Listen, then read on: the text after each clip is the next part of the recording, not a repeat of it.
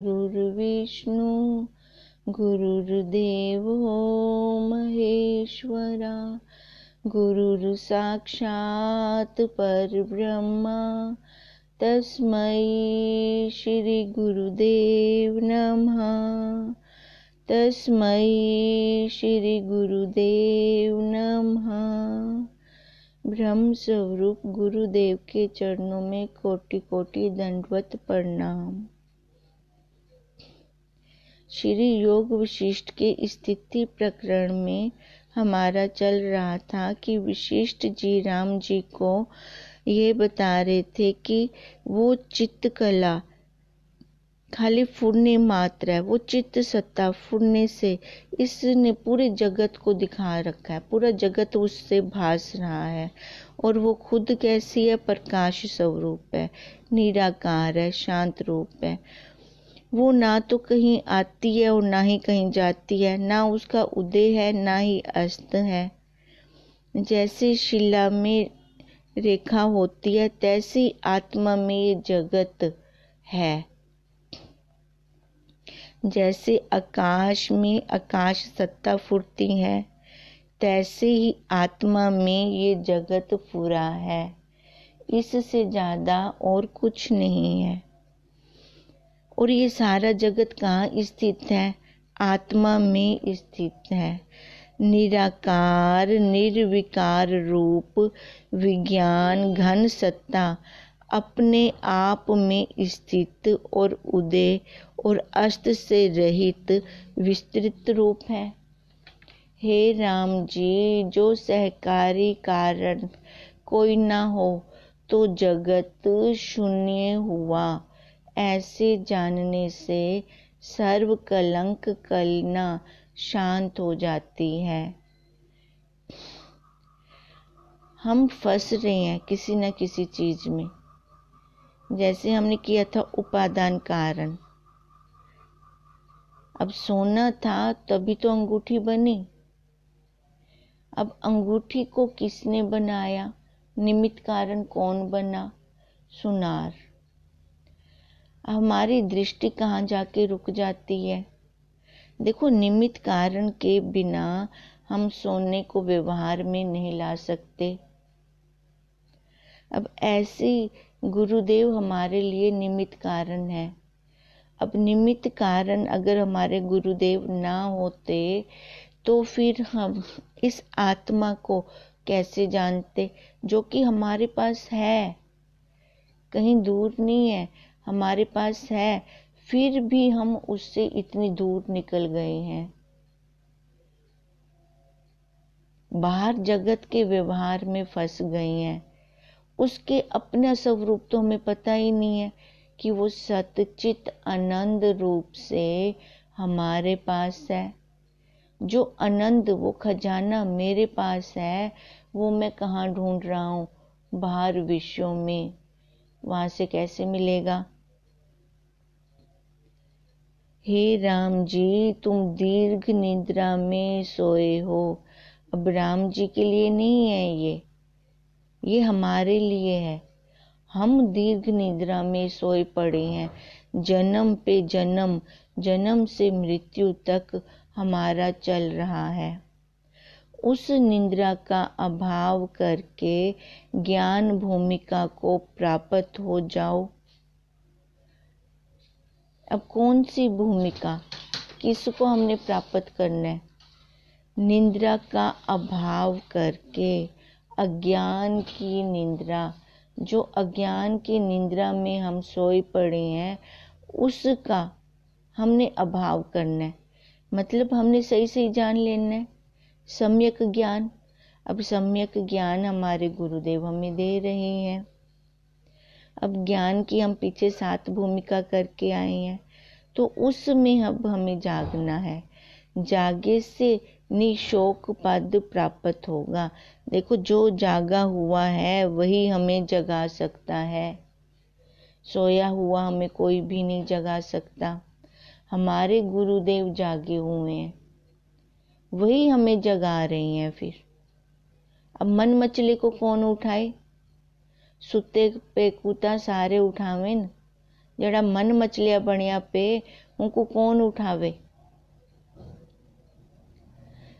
अब अपने जो ये चालाकियां करते हैं ना मन की, उसको छोड़ दें। अब हमारे पास समय बहुत कम है नहीं समय अपने पास इतना। बस अब हम उठें, जागें, अपने स्वरूप में जागें। संसार में तो जागे हुए हैं पक्का, वहां से तो थोड़ा सा भी हेर फेर नहीं होने देते, पूरी बुद्धि इस्तेमाल कर देते हैं। बुद्धि का इस्तेमाल करना है तो अपने स्वरूप को जानने में करना है। देखो, बुद्धि से हम उसको पा नहीं सकते, पर बहुत हद तक बुद्धि हमें उसके पास छोड़ के आती है। इसलिए वशिष्ठ जी भी कह रहे हैं, अब उठ जाएं, जागें, जागने से ही हमारे शोक खत्म होंगे। इति श्री योग विशिष्ट स्थिति प्रकरणे स्मृति बीज उपन्यास नाम द्वितीय सर्गा। राम जी ने पूछा, हे भगवान, महाप्रलय के अंत और सृष्टि के आदि में जो प्रजापति होता है वह जगत को पूर्व की स्मृति से उसी भांति रचता है, तो ये जगत स्मृति रूप क्यों ना होवे। देखो, स्मृति कहाँ होती है? हमारी बुद्धि में। अब बुद्धि के देवता कौन है? प्रजापति हैं। अब कहते हैं, राम जी ने क्वेश्चन किया कि महाप्रलय के अंत और सृष्टि जब शुरू होती है में जो प्रजापति होता है वही जगत को पहले की स्मृति से उसी भांति रच देता है। अब लय होगी तो दोबारा होती है ना उत्पत्ति, तो उत्पत्ति कौन करता है? अब कहते हैं उत्पत्ति प्रजापति, क्योंकि उसको स्मृति होती है। बुद्धि के देवता प्रजापति, उनको स्मृति होती है, फिर वो पूरी सृष्टि को दोबारा से रच देते हैं, तो ये जगत स्मृति रूप क्यों ना होवे। अब पीछे तो वशिष्ठ जी ने बोल दिया कि जगत तीनों कालों में है नहीं, ये हमारी फुरना है। अब राम जी कहते हैं फिर ये हमारा स्मृति रूप है, क्योंकि पहले था तभी तो अब बाहर निकला। जो पहले ना होता तो अब बाहर कैसे निकलता? पहले हमने किसी चीज को देखा तभी तो उसकी स्मृति रही हमें। अगर हम उसको किसी चीज को देखें ना तो उसकी स्मृति कैसे रहेगी? तो इसका मतलब देखा उसको जाएगा जो इसका भाव होगा, जो होगा। ये राम जी का क्वेश्चन है। तो ये जगत स्मृति रूप क्यों ना होवे।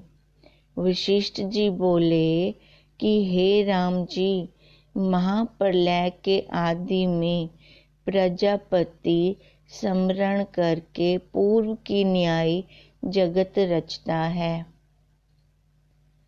जो ऐसे मानिए तो नहीं बनता, क्योंकि महाप्रलय में प्रजापति कहाँ रहेगा। देखो, उस टाइम तो कोई भी इंद्री नहीं होती, कोई देवता नहीं होते। अब ये बुद्धि का देवता होने के कारण ये कहाँ होगा, वो भी तो लय हो गया होगा। अब राम जी का जो क्वेश्चन था, प्रजापति, क्योंकि बुद्धि से ये जगत रचा जाता है ना। अब वही स्मृति से जो पहले मैंने देखा उसकी स्मृति रह गई, तभी मैंने ये जगत को रचा। अब वशिष्ठ जी ने आंसर क्या दिया, जब महाप्रलय हो गई तो देवी देवता भी कैसे बच गए, वो भी तो लय हो गए। जो ऐसे मानिए कि प्रजापति स्मरण करके पूर्व की न्याय जगत रचता है, जो ऐसे मानिए तो नहीं बनता, क्योंकि महाप्रलय में प्रजापति कहाँ रहता है। जो आप ही ना रहे उसकी स्मृति कैसे मानिए। जो होगा तभी तो उसका कुछ लक्षण हमें दिखेंगे। जो है ही नहीं, जैसे बंध्या का पुत्र है ही नहीं, तो उसके लक्षण हमें कहाँ से दिखाई देंगे? तो वो हमें दुखी कैसे कर सकता है? इसलिए वशिष्ठ जी भी ऐसे कह रही हैं, क्योंकि महाप्रलय में फिर प्रजापति कहाँ रहता?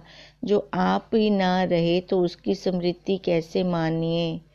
जैसे आकाश में वृक्ष नहीं होता, तैसे ही महाप्रलय में प्रजापति नहीं होता।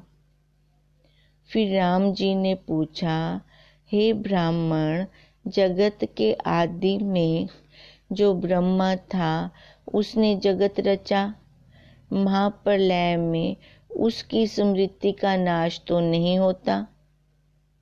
हम कहते हैं ना, इस सृष्टि की रचना किसने की, उत्पत्ति किसने की? ब्रह्मा जी ने। अब ब्रह्मा जी ने की तो पीछे उन्होंने देखा होगा, फिर वही आगे कर दिया, तो उसकी स्मृति का नाश तो नहीं होता, वह तो फिर स्मृति से जगत रचता है। आप कैसे कहते हैं कि नहीं बनता? क्या नहीं बनता? जगत नहीं बनता। वशिष्ठ जी बोले, हे शुभ वर्त राम जी, महाप्रलय के पूर्व जो ब्रह्म आदिक होते हैं वह महाप्रलय में सब निर्वाण हो जाते हैं, अर्थात विधेय मुक्त होते हैं। जब महाप्रलय होती है तो सारे निर्वाण को, जो ब्रह्मा विष्णु में जो देवता हैं वो सारे किसको प्राप्त हो जाते हैं? निर्वाण को, मतलब विधेय मुक्त हो जाते हैं। उन्होंने देह भी तो हमारे लिए ली हुई है, हमें जगाने के लिए, हम जीवों को जगाने के लिए। जो स्मृति करने वाले अंतर ध्यान हो गए तो स्मृति कहाँ रही? और जो स्मृति निर्मूल हुई तो उसको जगत का कारण कैसे कहिए? अब स्मृति ही नहीं है तो उसको जगत का कारण भी तो हम नहीं कह सकते। महाप्रलय उसका नाम है जहाँ सर्व शब्द अर्थ सहित निर्मूल हो जाते हैं, सारे विषय लय हो जाते हैं, सारी इंद्रियों के देवता लय हो जाते हैं, वहाँ पर कुछ भी नहीं रहता। जहाँ सब अंतर ध्यान हो गए तहाँ स्मृति किसकी कहिए? और जो स्मृति का अभाव हुआ तो कारण किसका, किसकी न्याय कहिए? इससे सर्व जगत चित्त के फुरने मात्र है। जब कोई आकार लेकर आया, आकार के अंदर ही ये मन है, ये अंतःकरण रूपी पुर्जा है आकार में। अब वो अपनी अपनी सृष्टि हर कोई अपने अपने भावों के साथ रच रहा है। और जो स्मृति का अभाव हुआ तो कारण किसकी न्याय कहिए? पीछे कोई कार्य का कारण भी तो होगा। इससे सर्व जगत चित्त के फुरने मात्र है नहीं, हमने बना दिया है अपनी कल्पनाओं से, हमने उसको बना दिया है। जब महाप्रलय होता है तब सब यतन बिना ही मोक्ष भागी होते हैं। और जो आत्म ज्ञान हो तो जगत के होते भी मोक्ष भोगी होते हैं। पर जो आत्म ज्ञान नहीं होता तो जगत दृढ़ होता है, निवृत्त नहीं होता। अब वशिष्ठ जी कह रही हैं, जब महाप्रलय होता है तब बिना यत्न किए ही सब उसमें लय हो जाते हैं, उस सत्ता में लय हो जाते हैं। पर जब आत्म ज्ञान कहते हैं वो मोक्ष भागी होते हैं। और जो आत्म ज्ञान हो तो जगत के होते ही, मतलब इस जीवन काल में आत्मज्ञान से हम मोक्ष के भागी होते हैं। अब मोक्ष किसका होता है? इस शरीर का कर्तापन का।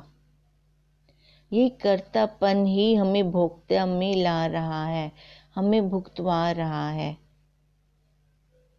अगर कर्तापन हमारा खत्म हो जाए, देखो शरीर है तो कर्म है, ऐसा नहीं होगा कि हम कोई कर्म नहीं करेंगे, और किसी के लिए नहीं करेंगे तो इस शरीर के लिए तो कर्म करेंगे। सारा दिन देखें इस शरीर को खिलाने में, पिलाने में, इसकी देखभाल में कितना समय निकल जाता है। तो यहाँ पर हमारे को अहम भाव नहीं आता, मैं कर रहा हूँ नहीं आता। पर हम थोड़ा सा भी किसी को पानी का गिलास भी दे देते हैं तो देखो वहाँ पे कर्तापन हमारे मन में कितनी जल्दी आ जाता है। अब कर्तापन ही हमें भोक्तापन में लेके आता है।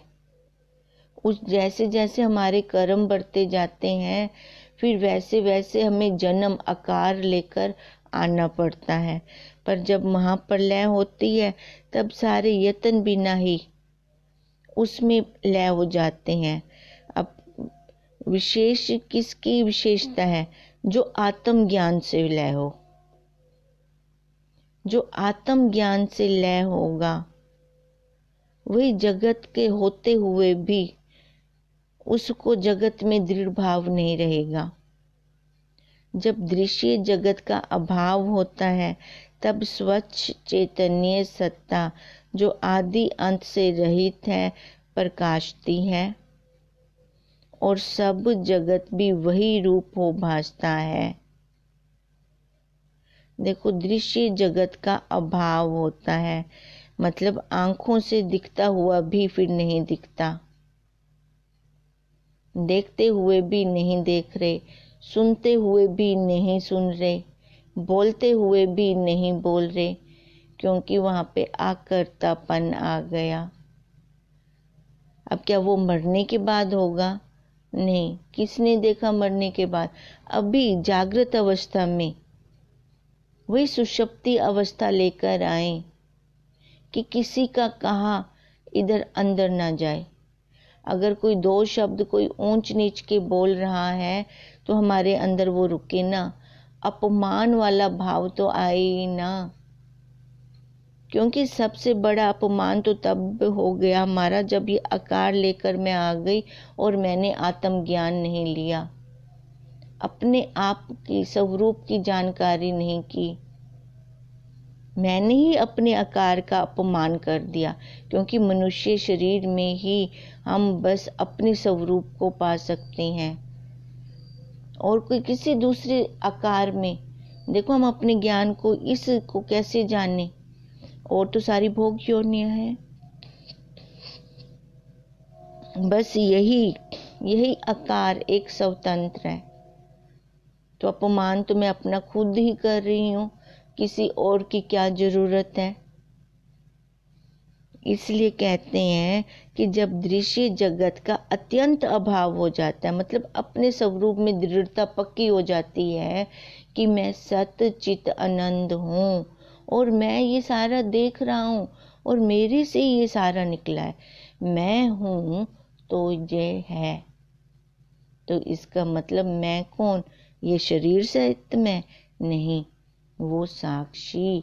ये शरीर तो जड़ है। जब उसका एक्स पड़ता है इंद्रियों पर तभी ये काम करता है। देखो बिंब ऊपर है, बिंब का प्रतिबिंब जब बाल्टी के अंदर भरे पानी में पड़ता है तो हमें दिखता है ना।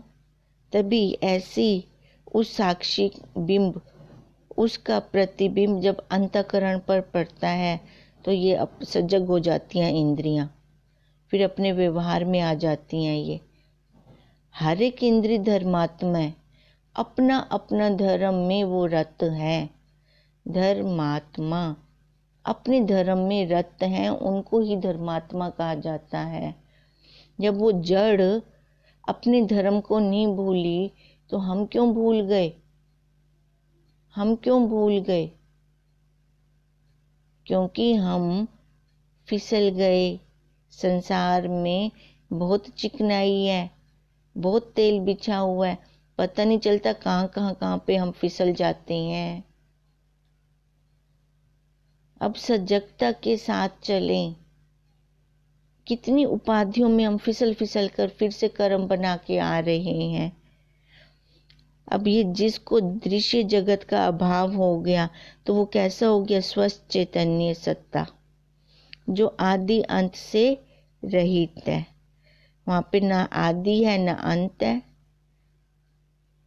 जो छोटे दायरे में होगा उसका ही हम देखेंगे ना, ये यहाँ से शुरू हो रहा है, यहाँ खत्म हो रहा है।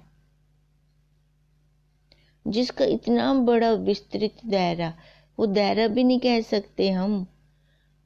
कौन सी ऐसी जगह है जहां पे वो ना हो?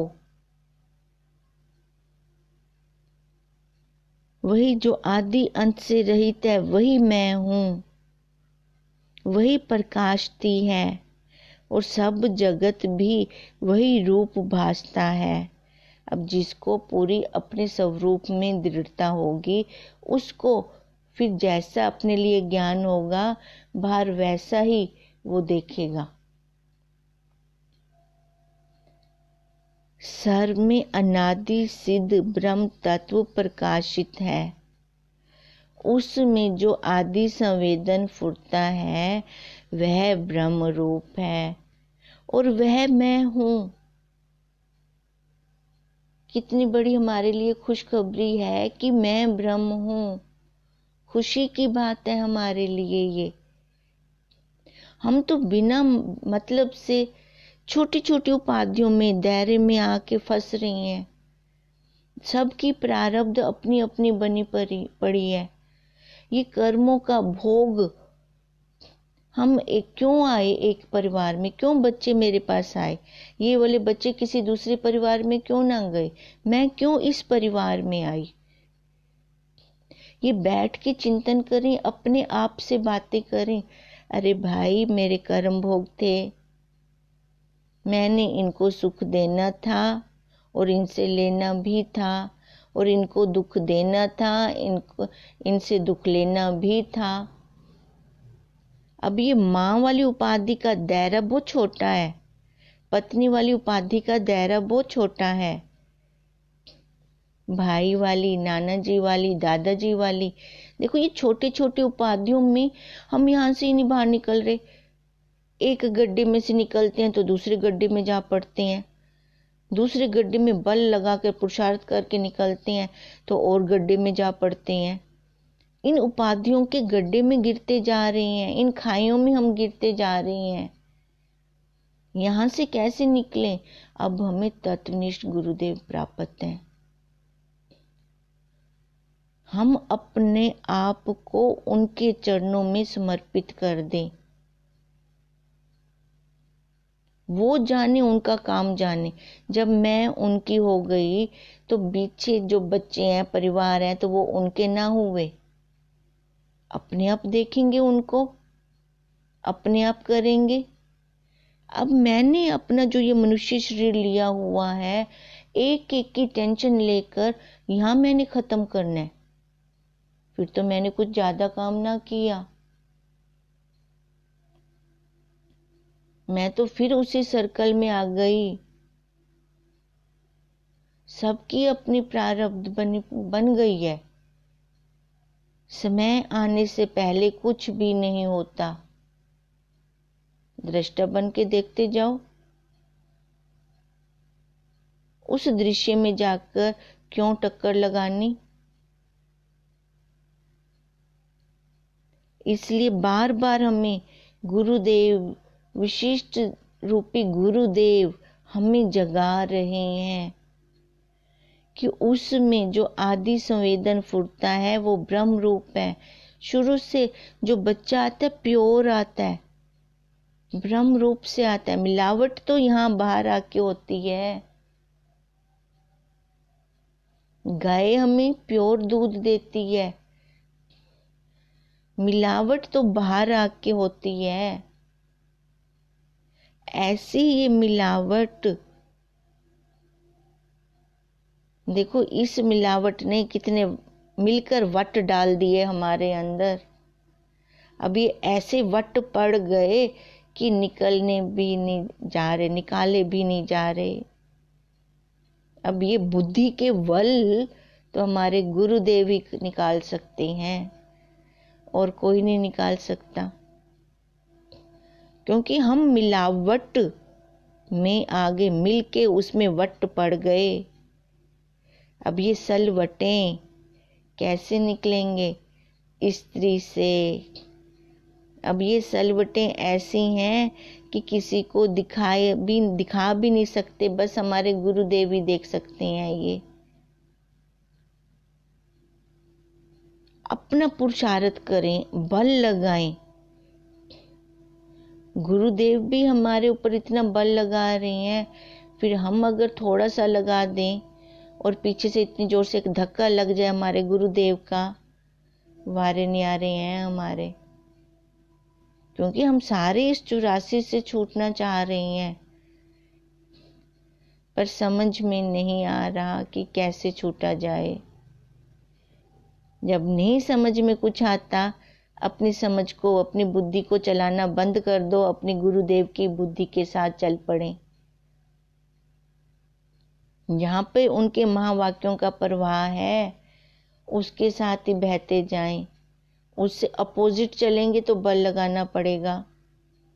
पानी के प्रवाह के साथ जो तैरता है बहुत आसानी से तैर जाता है, वही किनारे पे भी लग जाता है। फिर जो उससे अपोजिट तैरने की कोशिश करता है डूब मरता है वो। हम भी ऐसे संसार में डूब मरे हैं, क्योंकि हमें तैरना नहीं आता। गुरुदेव सिखा रहे हैं, अब सीख जाएं। अब जो गुरुदेव के मुख से महावाणी निकली है कि अरे तू ब्रह्मई, अपने आप को ब्रह्मन गिनो। हाँ, मैं ब्रह्म हूँ, मैं हूँ तो ये है। फिर देखें उसको, मैं ब्रह्म कैसे हूँ। फिर प्रैक्टिकल व्यवहार में लाना शुरू कर दें उसको। अब जैसे जैसे व्यवहार में लाते जाएंगे वैसे वैसे हमारी दृढ़ता होती जाएगी। ओम ओम ओम।